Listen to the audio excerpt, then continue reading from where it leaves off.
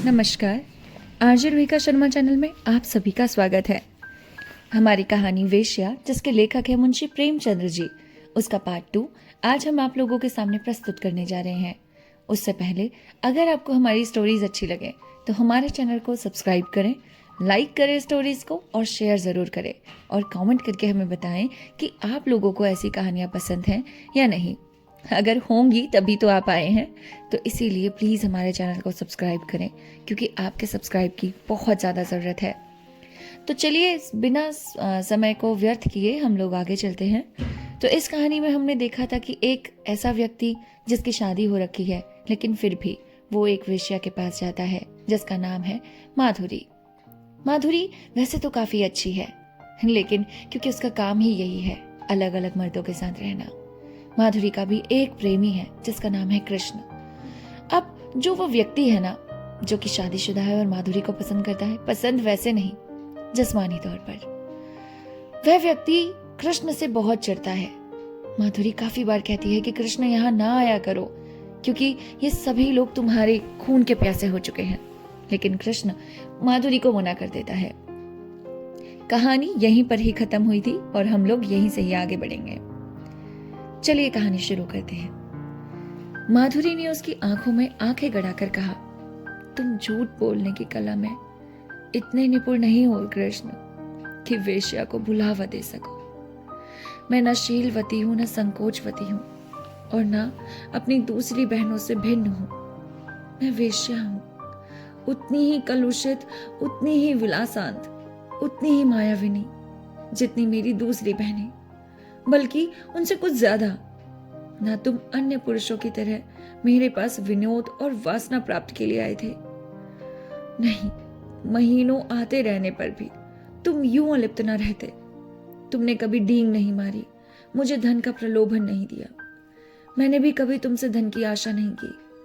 तुमने अपनी वास्तविक स्थिति मुझसे कह दी, फिर भी मैंने तुम्हें एक नहीं अनेक ऐसे अवसर दिए कि कोई दूसरा आदमी उन्हें ना छोड़ता, लेकिन तुम्हें मैं अपने पंजे में ना ला सकी। तुम चाहे और जिस इरादे से आए हो, भोग की इच्छा से नहीं आए। अगर मैं तुम्हें इतना नीच, इतना हृदयहीन, इतना विलासांधा समझती तो इस तरह तुम्हारे नाज ना उठाती। फिर भी मैं तुम्हारे साथ मित्र भाव रखने लगी। समझ लिया, मेरी परीक्षा हो रही है। जब इस तरह परीक्षा में फेल ना हो जाऊं, तुम्हें नहीं पा सकती। तुम जितने सज्जन हो उतने ही कठोर हो। यह कहते हुए माधुरी ने दया कृष्ण का हाथ पकड़ लिया और अनुराग और समर्पण भरी चितवनों से उसे देखकर बोली, सच बताओ कृष्ण, तुम मुझ में क्या देखकर आकर्षित हुए थे? देखो, बहानेबाजी ना करना। तुम रूप पर मुग्ध होने वाले आदमी नहीं हो, मैं कसम खा सकती हूं। दया कृष्ण ने संकट में पड़कर कहा, रूप इतनी तुच्छ वस्तु नहीं है माधुरी, वह मन का आईना है। यहां मुझसे रूपवान स्त्रियों की कमी नहीं है। यह तो अपनी निगाह निगाह है, मेरे पूर्व संस्कार रहे होंगे। माधुरी ने भौवे से कौड़ कर कहा, तुम फिर झूठ बोल रहे हो, चेहरा कह देता है। दया कृष्ण ने परास्त होकर पूछा, पूछकर क्या करोगी माधुरी? मैं डरता हूं कहीं तुम मुझसे घृणा न करने लगो।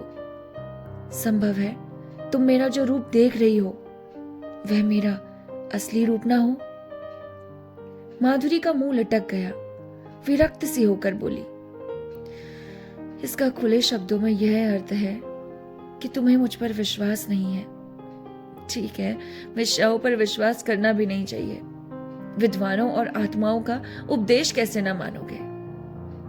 नारी हृदय इस समस्या पर विजय पाने के लिए अपने अस्त्रों से काम लेने लगा।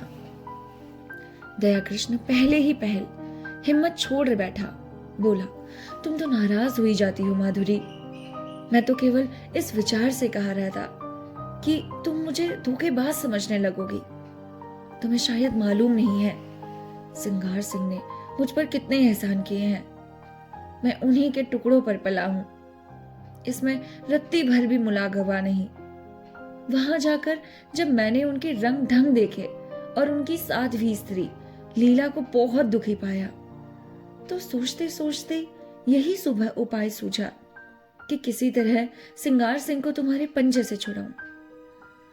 मेरे इस अभिमान का यही रहस्य है, लेकिन उन्हें छुड़ा तो नहीं सका, खुद फंस गया हूं।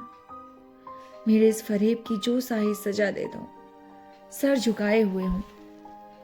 माधुरी का अभिमान टूट गया, जलकर बोली, तो यह कहिए कि आप लैला देवी के आशिक हैं। मुझे पहले से मालूम होता तो मैं तुम्हें इस घर में घुसने ना देती। तुम तो एक छिपे रुस्तम निकले। मैं तोते के पिंजरे के पास जाकर उसे पुचकारने का बहाना करने लगी। मन में जो एक दाह उठ रही थी, उसे कैसे शांत करे। दया कृष्ण ने तिरस्कार भरे स्वर में कहा, मैं लीला का आशिक नहीं हूं माधुरी। उस देवी को कलंकित ना करो।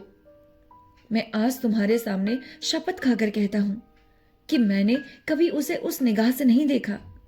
उसके प्रति मेरा वही भाव था जो अपने किसी आत्मीय को दुख में देखकर हर एक मनुष्य के मन में आता है। किसी से प्रेम करना तो पाप नहीं है।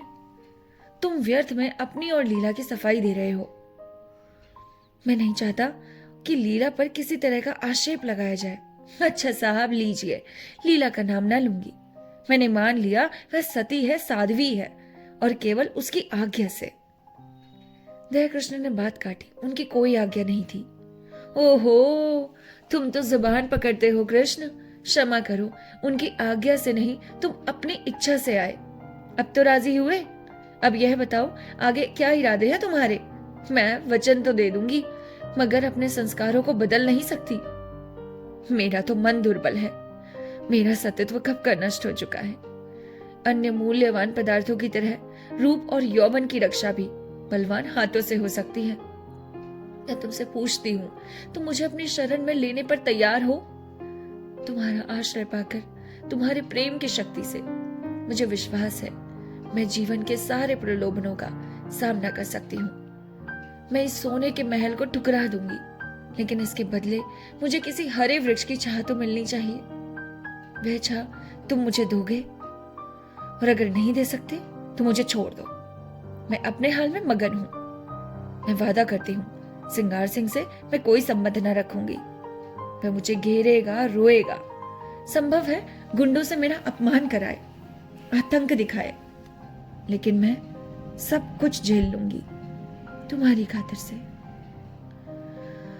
आगे और कुछ न कहकर वह तृष्णा भरे लेकिन उसके साथ ही निरपेक्ष नेत्रों से दया कृष्ण की ओर देखने लगी। जैसे दुकानदार ग्राहक को बुलाता तो है, पर साथ ही यह भी दिखाना चाहता है कि उसे उसकी परवाह नहीं है। दया कृष्ण क्या जवाब दे? संघर्षमय संसार में वह अभी केवल एक कदम टिका पाया है। इधर वह उंगुल भर जगह भी उसे छिन गई है। शायद जोर मारकर वह फिर वह स्थान पा जाए, लेकिन वहां बैठने की जगह नहीं मिल सकती। और एक दूसरे प्राणी को लेकर तो वह खड़ा भी नहीं रह सकता। अगर मान लिया जाए कि अदम्य उद्योग से दोनों के लिए स्थान निकाल लेगा, तो आत्मसम्मान को कहां ले जाए? संसार क्या कहेगा? लीला क्या फिर उसका मुंह देखना चाहेगी? सिंगार से वह फिर आंखें मिला सकेगी? यह भी छोड़ो। लीला अगर उसे पति समझती है तो समझे। सिंगार अगर उसे जलता है तो जले। उसे इसकी कोई परवाह नहीं, लेकिन अपने मन को क्या करे? विश्वास उसके अंदर आकर जाल में फंसे पंछी की भांति फड़फड़ा कर निकल भागता है। कुलीना अपने साथ विश्वास का वरदान लिए आती है। उसके साहचर्य में हमें कभी संदेह नहीं होता। वहां संदेह के लिए प्रमाण, प्रत्यक्ष प्रमाण चाहिए। कुत्सिता संदेह का संस्कार लिए आती है। वहां विश्वास के लिए प्रत्यक्ष, अत्यंत प्रत्यक्ष प्रमाण की जरूरत है। उसने नम्रता से कहा, तुम जानती हो मेरी क्या हालत है? हाँ हाँ, खूब जानती हूं। और उस हालात में तुम प्रसन्न रह सकोगी? तुम मुझसे ऐसा प्रश्न क्यों करते हो कृष्ण? मुझे दुख होता है। तुम्हारे मन में जो संदेह है वह मैं जानती हूं, समझती हूं। मुझे भ्रम हुआ था कि तुमने भी मुझे जान लिया है, समझ लिया है। अब मालूम हुआ है मैं धोखे में थी। वह उठकर वहां से जाने लगा। फिर कृष्ण ने उसे रोका, उसका हाथ पकड़ लिया और प्रार्थी भाव से कहा, तुम मेरे साथ अन्याय कर रही हो माधुरी। मैं सत्य कहता हूं, ऐसी कोई बात नहीं है।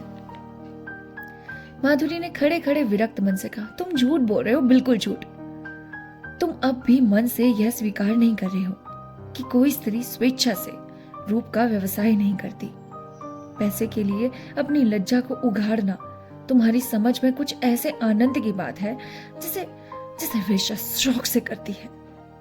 तुम वेश्या में सत्यत्व का होना स्वभाव से दूर समझते हो।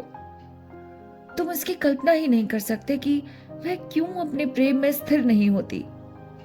तुम नहीं जानते कि प्रेम के लिए उसके मन में कितनी व्याकुलता होती है, और जब वह सौभाग्य से उसे पा जाती है तो किसी तरह प्राणों की भांति उसे संचित रखती है।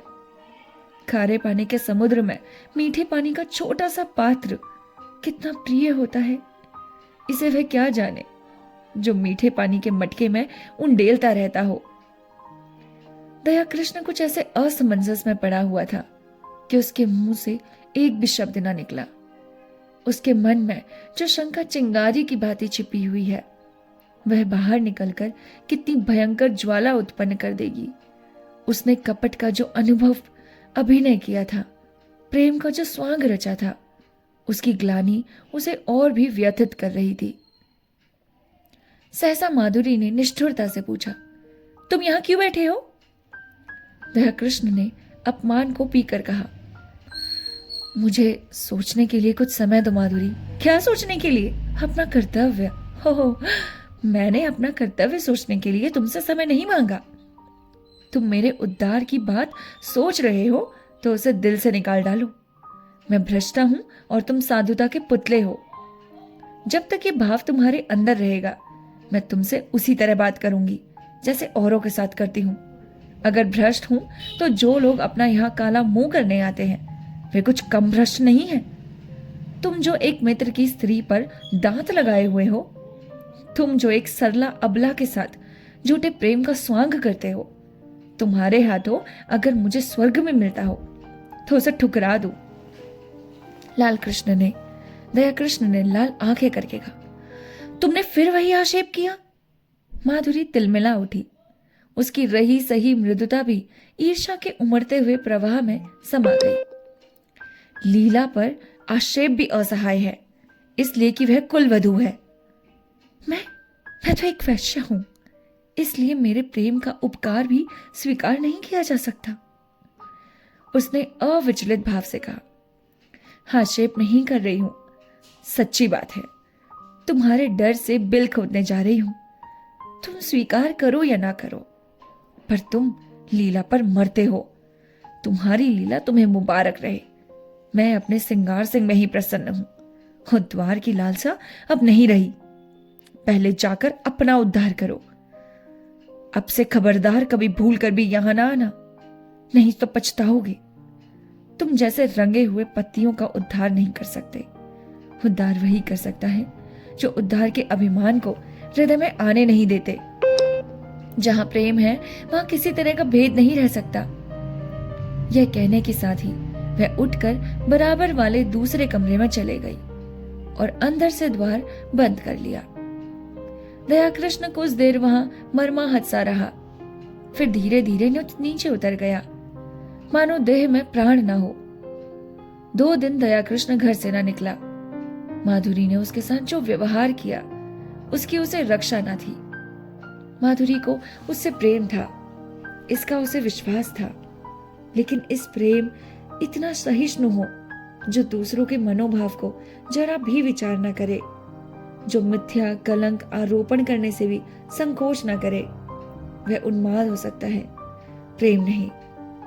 उसने बहुत अच्छा किया कि माधुरी के कपट जाल में ना फंसा, नहीं तो उसकी ना जाने क्या दुर्गति होती।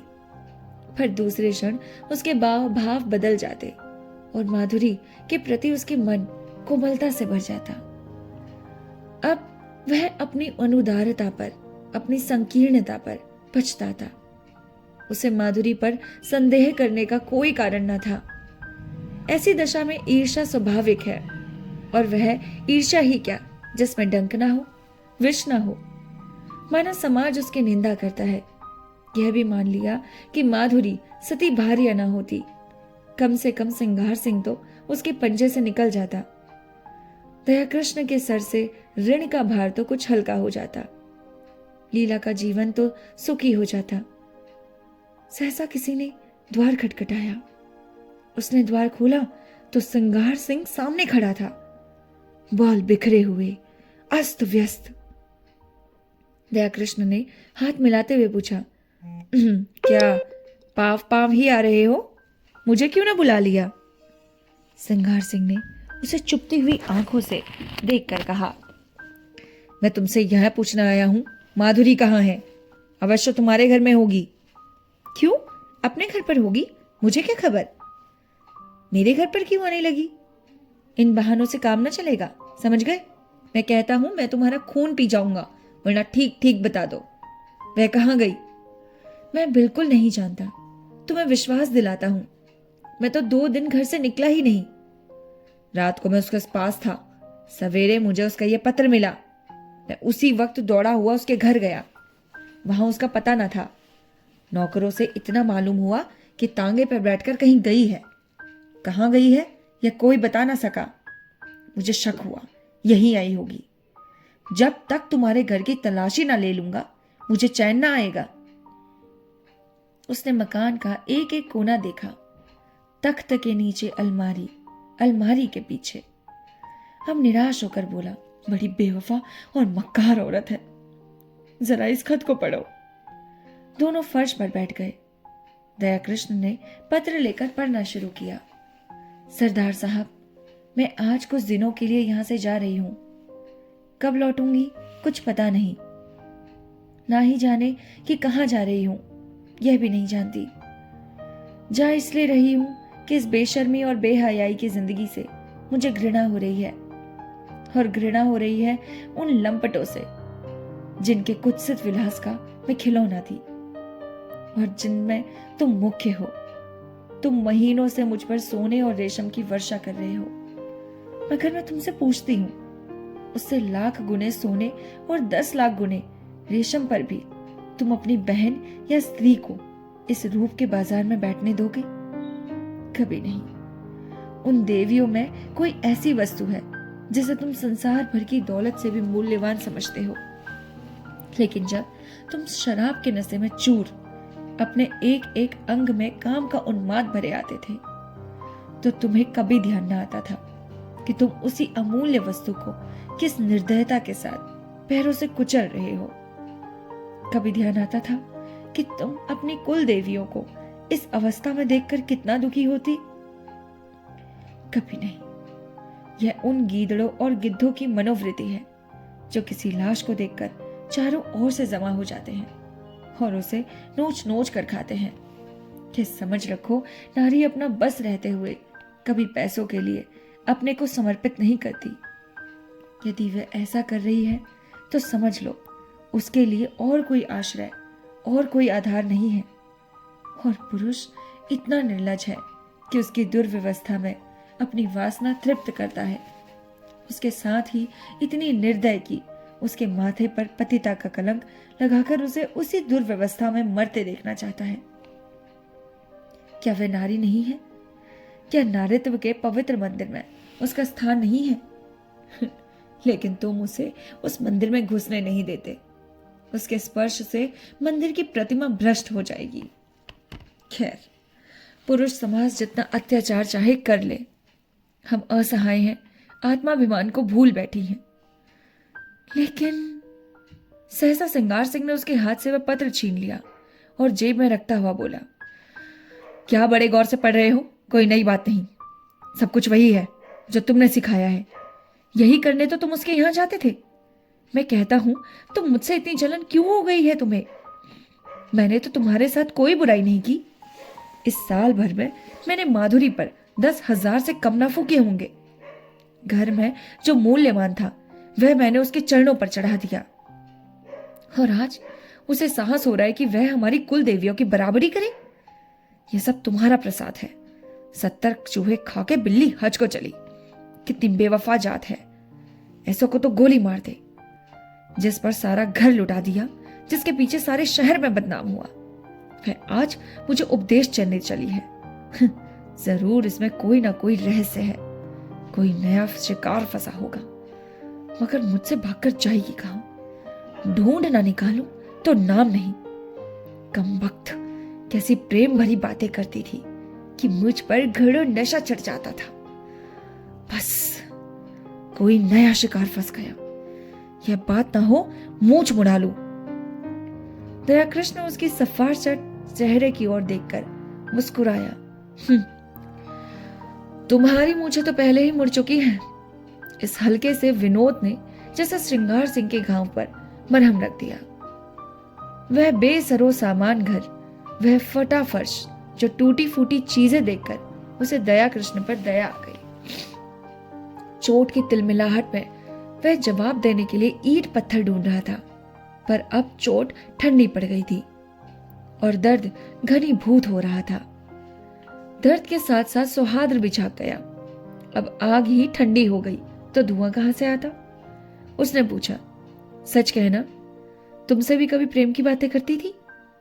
दया कृष्ण ने मुस्कुराते हुए कहा, मुझसे? मैं तो खाली उसकी सूरत देखने जाता था।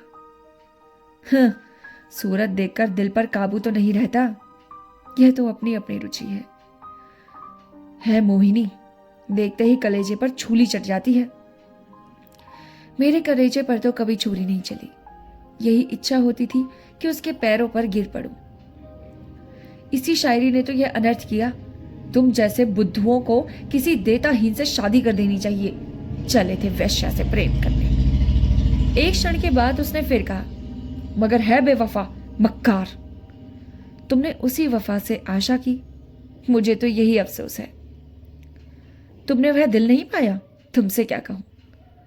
1 मिनट के बाद उसने सारे हृदय भाव से कहा, अपने पत्र में उसने बातें तो सच्ची लिखी हैं, चाहे कोई माने या ना माने।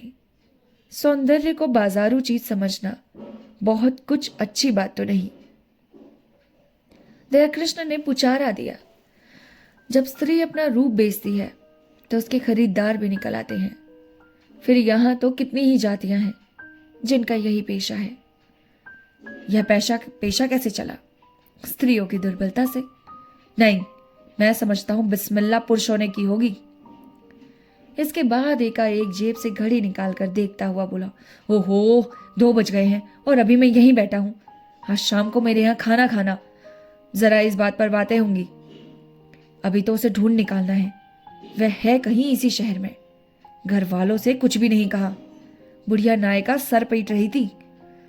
उस्ताद जी अपनी तकदीर को रो रहे थे, ना जाने कहां छिप बैठी हुई है। उसने उठकर दया कृष्ण से हाथ मिलाया और चला दिया। दया कृष्ण ने पूछा, मेरी तरफ से तो तुम्हारा दिल साफ हो गया ना? सिंगार ने पीछे फिरकर कहा, हुआ भी और नहीं भी हुआ, और बाहर निकल गया। 7-8 दिन सिंगार सिंह ने सारा शहर छाना, पुलिस में रिपोर्ट की, समाचार पत्रों में नोटिस छपाई और आदमी दौड़ाए, लेकिन माधुरी का कुछ भी सुराग न मिला। फिर महफिल गर्म होती, मित्र वृंद सुबह शाम हाजिरी देने आते और अपना समूह होकर लेकर लौट जाते। सिंगार के पास उनके साथ गपशप करने का समय न था। गर्मी के दिन सजा हुआ कमरा भट्टी बना था, खस की टटियां भी थी, पंखा भी, लेकिन गर्मी जैसे किसी को समझाने बुझाने की परवाह नहीं करना चाहती। अपने दिल का बुखार निकाल कर ही रहेगी। सिंगार सिंह अपने भीतर वाले कमरे में बैठा हुआ पैक पर पैक चढ़ा रहा था, पर अंदर की आग न शांत होती थी। इस आग ने ऊपर की घास फूस को जलाकर भस्म कर दिया और अब अंतरस्थल की जड़ विरक्ति और अचल विचार को द्रवित करके बड़े वेग से ऊपर फेंक रही थी। माधुरी की बेवफाई ने उसके आमोदी हृदय को इतना आहत कर दिया था कि वह अपना जीवन ही बेकार सा मालूम करती थी। माधुरी उसके जीवन में सबसे सत्य वस्तु थी, सत्य भी और सुंदर भी। उसके जीवन की सारी रेखाएं इस बिंदु पर आकर जमा हो जाती थी। वह बिंदु एकाएक पानी के बुलबुले की भांति मिट गया और अब वे सारी रेखाएं, सारी भावनाएं, सारी मृदु स्मृतियां और जलाई हुई मधुमक्खियों की तरह भनभनाती फिरती थी, जिनका छत्ता जला दिया गया हो। जब माधुरी ने कपट व्यवहार किया तो उससे कोई आशा की जाए। इस जीवन में क्या है, आम में रस तो नहीं रहा तो गुठली किस काम की। लीला कई दिनों से महफिल में सन्नाटा देखकर चकित हो रही थी। उसने कई महीनों से घर के विषय में बोलना छोड़ दिया था। बाहर से जो आदेश मिलता था उसे बिना कुछ कहे सुने पूरा करना ही उसके जीवन का क्रम था। वीत राख सी हो गई थी, न किसी शौक से वास्ता था, न श्रृंगार से। मगर इस दिन कई दिनों से सन्नाटे ने उसका उदास मन को भी चिंतित कर दिया। चाहती थी कि कुछ पूछे, लेकिन कैसे पूछे। मान जो टूट जाता। मान ही किस बात का। मान तब करे जब कोई उसकी बात पूछता हो। मान अफसोस से प्रयोजन नहीं, नारी ही क्यों हुई। उसने धीरे धीरे कमरे का पर्दा हटाकर अंदर झांका। देखा सिंगार सिंह सोफे पर चुपचाप लेटा हुआ है, जैसे कोई पक्षी सांझ के सन्नाटे में परों में मुंह छुपाई बैठा हो। समीप आकर बोली,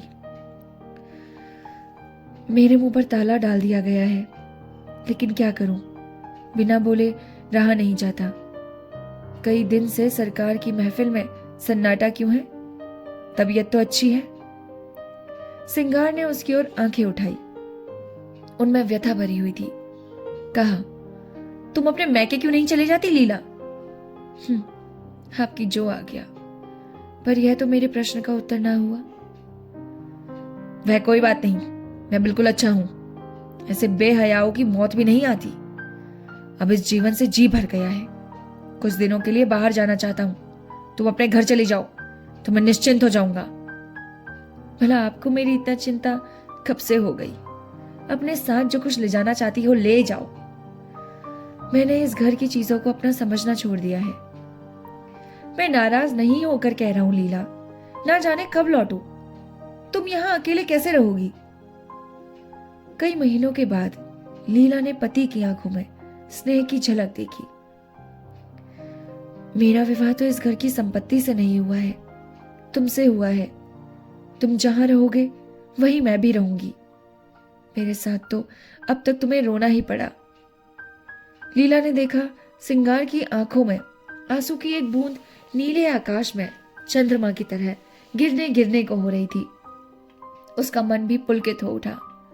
महीनों की शुदाग्नि में जलने के बाद अत्र का एक दाना पाकर वे उसे कैसे ठुकरा दे। पेट नहीं भरेगा, कुछ भी नहीं होगा, लेकिन उस दाने को ठुकराना क्या उसके बस की बात थी? उसने बिल्कुल पास आकर अपने अज्जल को उसके समीप ले जाकर कहा, मैं तो तुम्हारी हो गई। हंसाओगे हंसूंगी, रुलाओगे रोऊंगी, रखोगे तो रहूंगी, निकालोगे तो भी रहूंगी।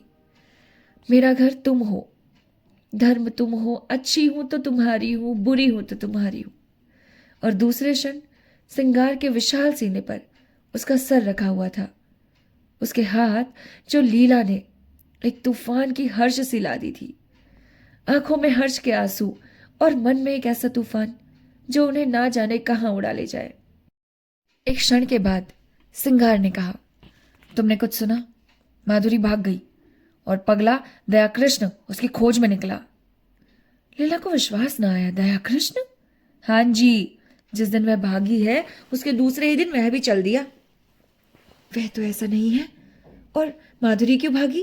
दोनों को प्रेम हो गया था। माधुरी उसके साथ रहना चाहती थी, वह राजी ना हुआ। लीला ने एक लंबी सांस ली। दयाकृष्ण के वे शब्द याद आए जो उसने कई महीने पहले कहे थे। दयाकृष्ण की वे याचना भरी आंखें उसके मन को महसूसने लगी। सहसा किसी ने बड़े जोर से द्वार खोला और धड़धड़ाता हुआ भीतर के कमरे में आ गया। सिंगार ने चकित होकर कहा, अरे तुम्हारी ये हालत है कृष्ण, किधर से आ रहे हो? दयाकृष्ण की आंखें लाल थी, सर और मुंह पर गर्द जमी हुई थी, चेहरे पर घबराहट जैसे कोई दीवाना हो। उसने चिल्लाकर कहा, तुमने सुना? माधुरी संसार में नहीं रही। और दोनों हाथों से सर पीट पीट कर रोने लगा, मानो हृदय और प्राणों को आंखों से बहा देगा। और इसके साथ ही यह कहानी समाप्त होती है।